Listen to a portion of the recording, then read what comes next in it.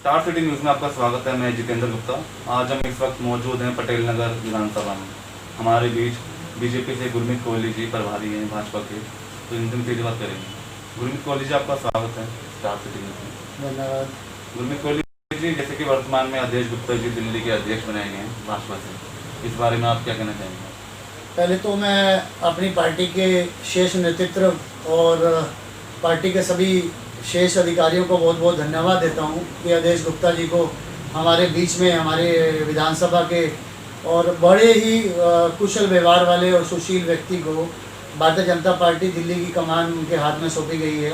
उसको अपने शेष नेतृत्व को बहुत बहुत धन्यवाद देता हूं कि उन्होंने ऐसे व्यक्ति को चुना जो पार्टी को आगे ले जाने में कारगर रहेगा और जिस व्यक्ति की वाणी और कार्यशैली बहुत ही सुशील और निर्मल है।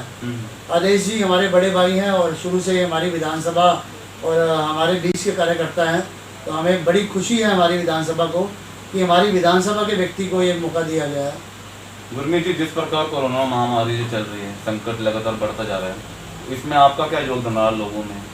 देखिए, जब से लॉकडाउन शुरू हुआ, लॉकडाउन फर्स्ट से ही हमारी कार्यक्रम शुरू हो गए थे। हमने राशन, सूखा राशन वितरण किया।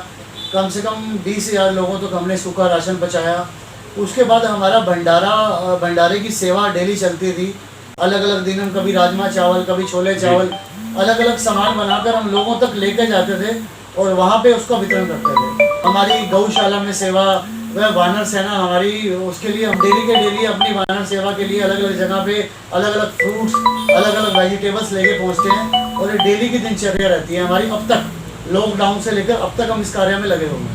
सर, इसमें आपके कोई सहयोगी भी रहे हैं या आपने अपने बलबूते के साथ? नहीं, सहयोगी तो हमारी सूखे राशन में हमारी मेंबर ऑफ पार्लियामेंट बहन मीनाक्षी लेखी जी का बहुत बड़ा योगदान रहा। उन्होंने हमारे यहाँ नहीं, पूरे ज़िले में ही सूखा राशन भेजा और वो उसका प्रबंध किया कि सूखा राशन हर जरूरतमंद व्यक्ति के घर घर तक पहुँच जाए। सर, क्या क्या समस्या है फिलहाल आपके पटेल नगर क्षेत्र में? देखिए, दिल्ली का बड़ा बुरा हाल है।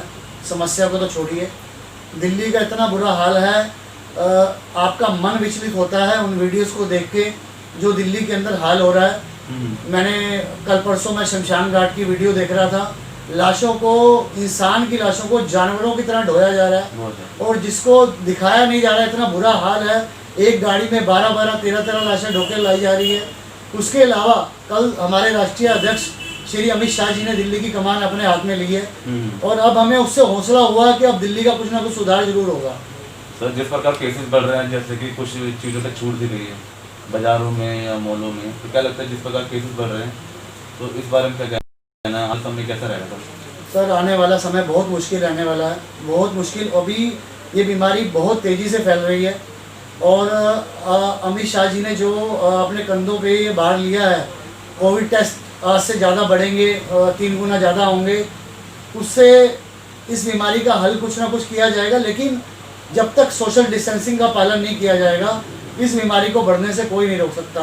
आप देखिए, मार्केट्स में हाल बुरा है, कोई सोशल डिस्टेंसिंग का पालन नहीं हो रहा। लोग अपनी जान को खुद खतरे में डाल रहे हैं। ये बीमारी अपने आप नहीं आती, आप बाहर जाते हो, इस बीमारी को अपने घर पे लेके आते हो, आप खुद इस बीमारी को इन्विटेशन दे रहे हो, अपनी जान को खुद खतरे में डाल रहे हो। और मैं फेसबुक जब सुबह ऑन करता हूँ तो भगवान से ये प्रार्थना करता हूँ कि आज कोई दुखद समाचार इस फेसबुक पे ना हो। फिर भी कोई ना कोई आप देखोगे यंग लोग, 30 से 40 साल की उम्र के लोग, कोई सर्कमस्टांसेस ही नहीं है, कुछ पता ही नहीं चल रहा। आज कोरोना हुआ, हार्ट में दर्द हुआ, कल डेथ होगी। बड़ा भावुक दृश्य होता है और मेरी भगवान से यही प्रार्थना है सभी लोग कुशल रहें, सबके परिवार कुशल रहें।